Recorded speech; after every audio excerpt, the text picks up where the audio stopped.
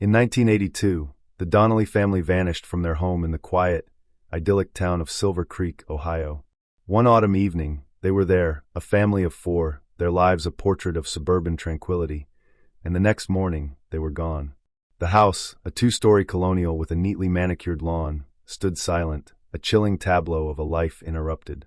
In the kitchen, half-eaten dinners were left on the table, the food cold and untouched.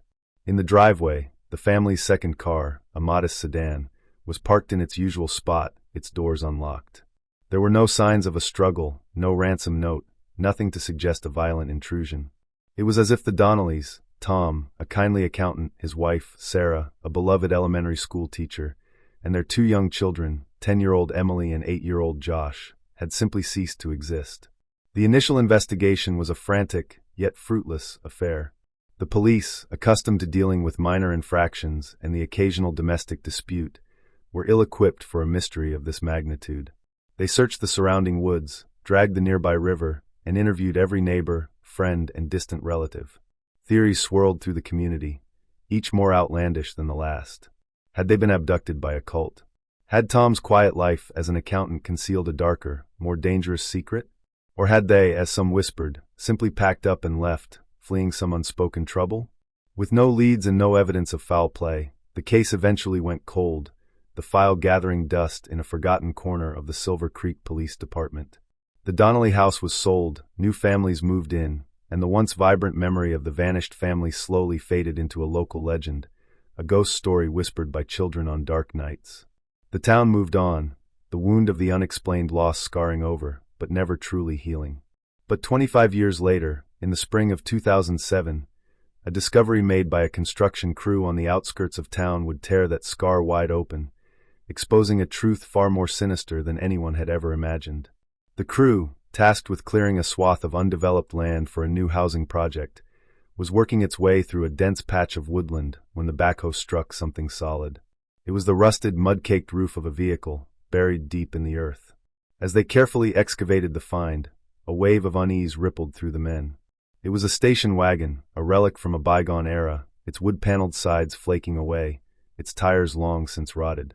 Inside, the seats were covered in a thick layer of mold and decay, the air thick with the stench of stagnant water and time. But it was what they found in the back of the vehicle that turned their unease into horror. There, amidst the debris and the filth, were the skeletal remains of 4 people, 2 adults and 2 small children. The Donnelly family had been found, and with them, nestled among the bones of the smallest child, was a single, anomalous object that would prove to be the key to unlocking a quarter-century-old secret. A small, intricately carved wooden bird, its painted eyes staring blankly into the darkness. The discovery of the Donnelly family's remains sent a shockwave through Silver Creek, resurrecting the ghosts of a long-forgotten tragedy. The news spread like wildfire, a macabre story whispered in grocery store aisles and over backyard fences. For the older residents, it was a painful dredging up of old fears and unanswered questions. For the younger generation, it was the stuff of nightmares, a local legend suddenly, terrifyingly real.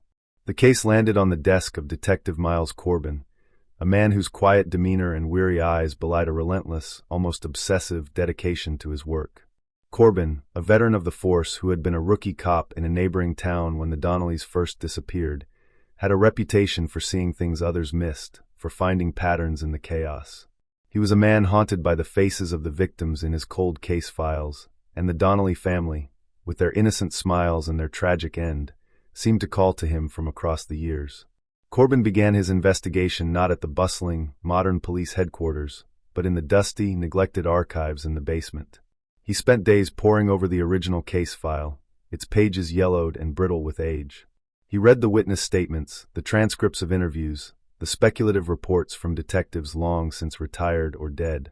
The initial investigation, he noted with a growing sense of frustration, had been a masterclass in missed opportunities and foregone conclusions. The prevailing theory, the one that had allowed the case to go cold, was that Tom Donnelly had, for reasons unknown, packed up his family and fled. The evidence for this, Corbin saw, was flimsy at best, built on a foundation of rumor and a lack of any other viable explanation.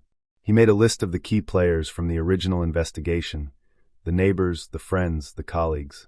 Many had moved away, their memories faded by the passage of time. Others had passed away, taking whatever they knew with them to the grave. But some remained, their lives still intertwined with the quiet streets of Silver Creek. One of his first calls was to Eleanor Vance, a retired schoolteacher who had lived next door to the Donnellys. Eleanor, now in her late 70s, her mind still sharp as a tack, remembered the family with a fond, yet sorrowful clarity. She spoke of Sarah's infectious laugh, of Tom's quiet kindness, of the children's joyful shrieks as they played in the backyard. She also remembered the night they disappeared. There was nothing unusual, she said, no strange noises, no unfamiliar cars. Just an unnerving silence the next morning, a silence that had grown louder and more ominous with each passing hour. As Corbin listened, he felt a familiar pull, a gut feeling that there was something more to Eleanor's story, something she wasn't saying, or perhaps something she didn't even know she knew. It was in the way she described another neighbor, a man named Arthur Finch, that Corbin's instincts began to tingle. Finch, she explained, had been a pillar of the community even back then, a successful businessman who had always been the first to offer a helping hand. He had organized the neighborhood watch, led the initial search parties for the Donnellys, and had even set up a fund for the family, should they ever return. He was by all accounts a model citizen. But there was a detail in Eleanor's recollection, a seemingly insignificant memory, that snagged in Corbin's mind. She mentioned that Finch had a peculiar hobby. He was an amateur woodcarver, and his specialty was crafting small, intricate birds, identical to the one found with the Donnelly family's remains. A chill snaked its way down Corbin's spine. It was a long shot, a tenuous thread in a tapestry of maybes, but it was a thread nonetheless. And in a cold case that had been dormant for a quarter of a century, a single thread was all he needed. He thanked Eleanor for her time, his mind already racing ahead, the pieces of a puzzle he was just beginning to understand starting to shift and rearrange themselves.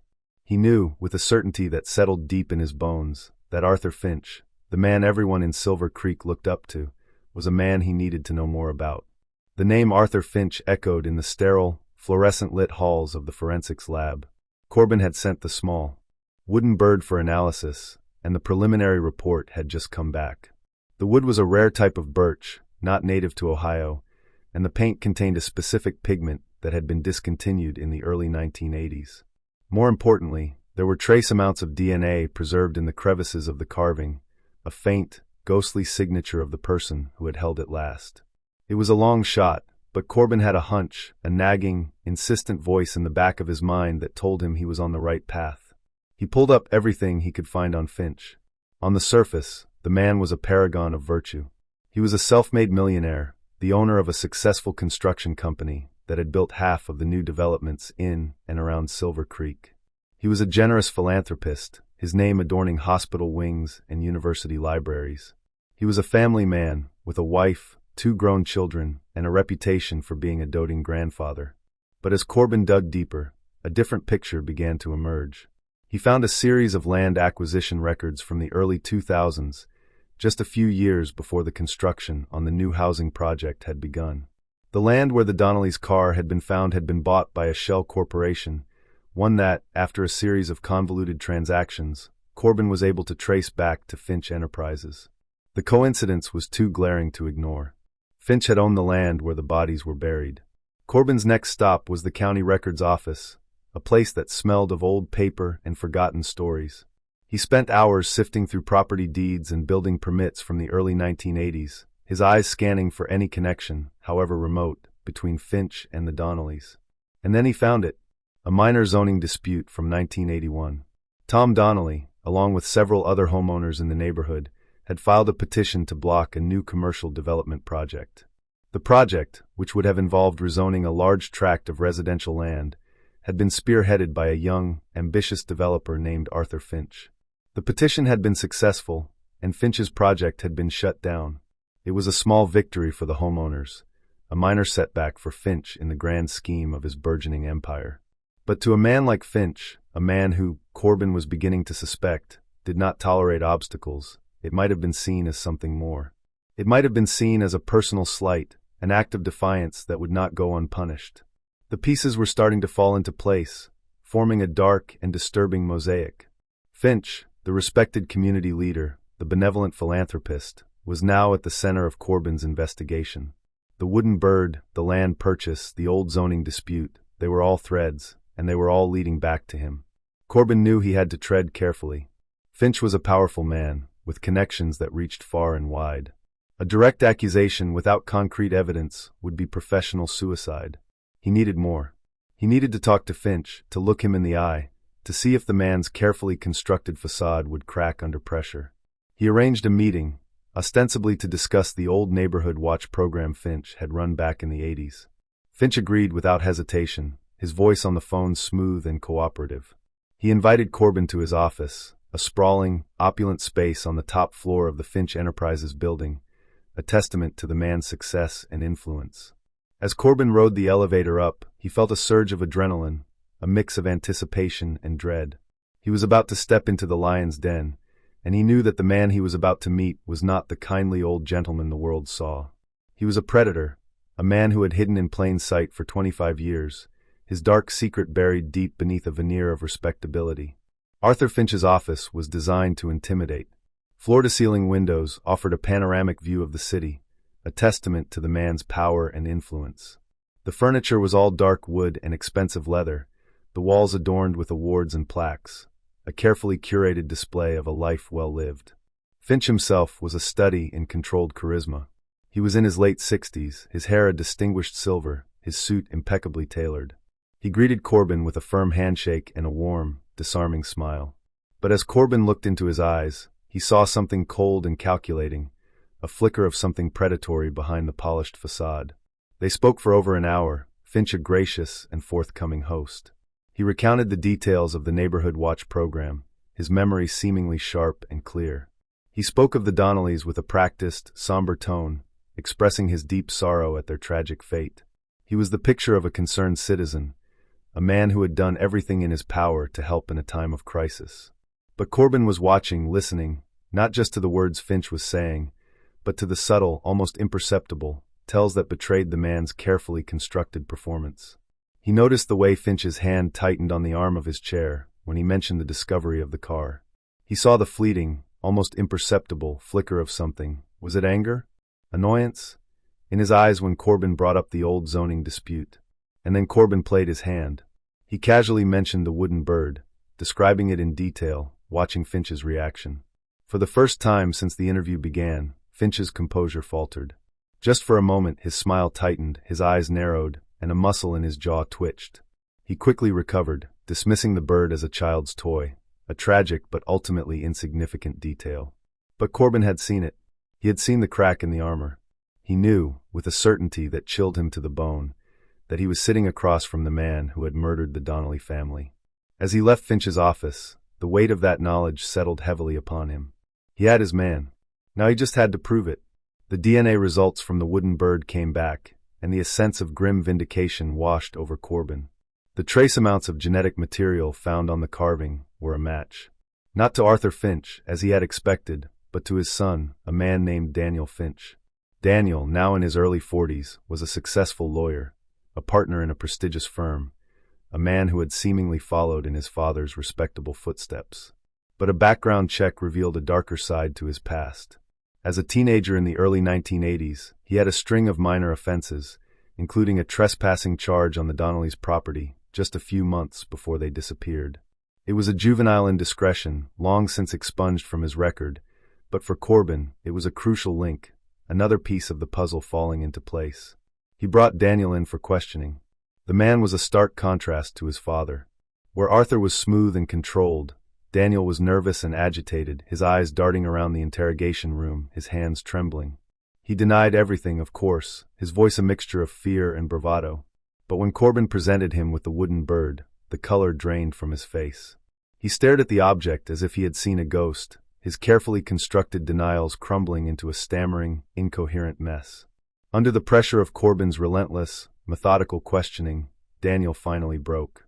The story he told was a horrifying tale of a teenage crush that had spiraled into a deadly obsession. He had been infatuated with Sarah Donnelly, he confessed, his adolescent fantasy twisting into something dark and possessive. He would watch her from his bedroom window, his obsession growing with each passing day. The wooden bird, he explained, had been a gift, a secret offering he had left on the Donnellys' doorstep, a symbol of his twisted affection. On the night of the disappearance, he had snuck into the house, hoping to catch a glimpse of Sarah, to somehow make his feelings known. But things had gone horribly wrong. Tom Donnelly had caught him, and in the ensuing confrontation, Daniel, in a fit of panic and rage, had struck him with a heavy fireplace poker. The rest of the night was a blur of violence and terror, a nightmare orchestrated by his father. Arthur Finch, alerted by the commotion, had arrived to find a scene of unimaginable horror. But instead of calling the police, he had made a cold, calculated decision. He would protect his son, his legacy, at all costs. He had taken control, his mind clear and remorseless, his actions swift and efficient. He had silenced the witnesses, his cruelty a chilling counterpoint to his son's panicked, sloppy violence. He had loaded the bodies into the family's station wagon, his son a traumatized, unwilling accomplice. He had driven to the wooded lot he had recently purchased, a place where he knew they would not be found. He had buried the car, the family, and his son's terrible secret, all in one night. He had then spent the next 25 years meticulously crafting a new narrative, a story of a family that had simply run away, a story that the town, in its grief and confusion, had been all too willing to believe. He had coached his son, drilled him on what to say, what to remember, what to forget. He had used his influence, his wealth, his reputation, to ensure that the truth would remain buried, a dark secret shared by only two people. The confession was a torrent of guilt and fear, the words tumbling out of Daniel as if a dam had burst. He had lived with the weight of that night for his entire adult life, the memory a constant, gnawing presence. He was a man broken by a secret he had been forced to keep, a puppet whose strings were still being pulled by his monstrous father. Corbin listened, his face a mask of grim professionalism, but inside, a storm of emotions raged. He felt a flicker of pity for the pathetic, broken man in front of him, but it was quickly extinguished by the cold, hard reality of what he had done. He had taken 4 innocent lives, and for 25 years, he had let his father protect him from the consequences. With Daniel's confession, the case was all but closed. They had the what, the how, and the who. All that was left was to bring the architect of it all, the man who had orchestrated the cover-up and hidden in plain sight for a quarter of a century, to justice. The arrest of Arthur Finch was a quiet, almost anticlimactic affair. Corbin found him in his office, the same opulent room where they had first met. The panoramic view of the city was obscured by a steady, drizzling rain, the gray sky a fitting backdrop for the end of a long and terrible story. Finch showed no surprise, no emotion, as Corbin read him his rights. It was as if he had been expecting this day, as if he had known, on some level, that the past could never truly be buried. He didn't resist, didn't protest, his movements calm and deliberate as the handcuffs were snapped around his wrists. In the interrogation room, Finch was a different man from his son. There were no tears, no hysterics, no desperate, self-serving confessions. He was cold, detached, his voice a monotone as he recounted the events of that night. He spoke of the murders as if he were describing a business transaction, a problem that had needed a swift and efficient solution. There was no remorse in his words, no flicker of guilt in his eyes.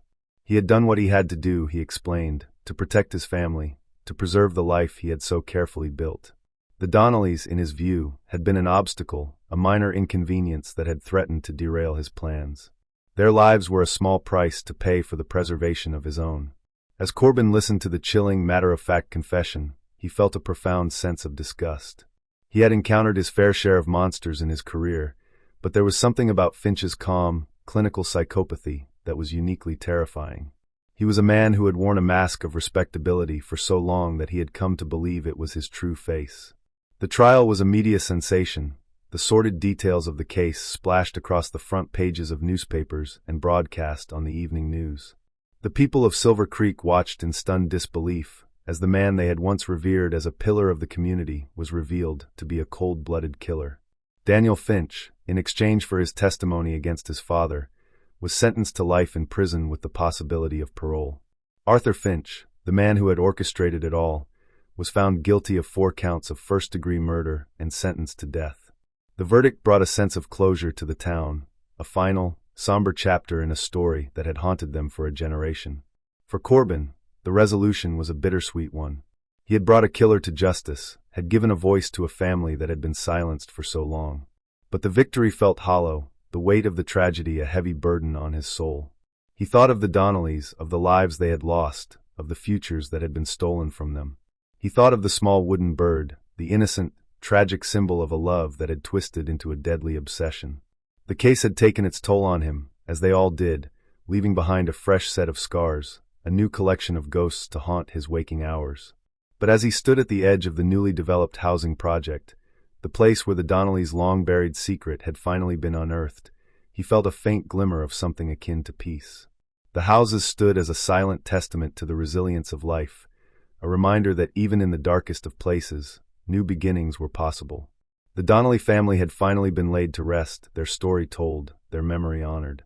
And for a man like Corbin, a man who walked in the shadows of the past, that was a victory in itself. Justice, he knew, could not erase the pain of loss, but it could, in its own small way, help to heal the wounds, to mend the broken pieces of a world that had been shattered by an unspeakable act of evil.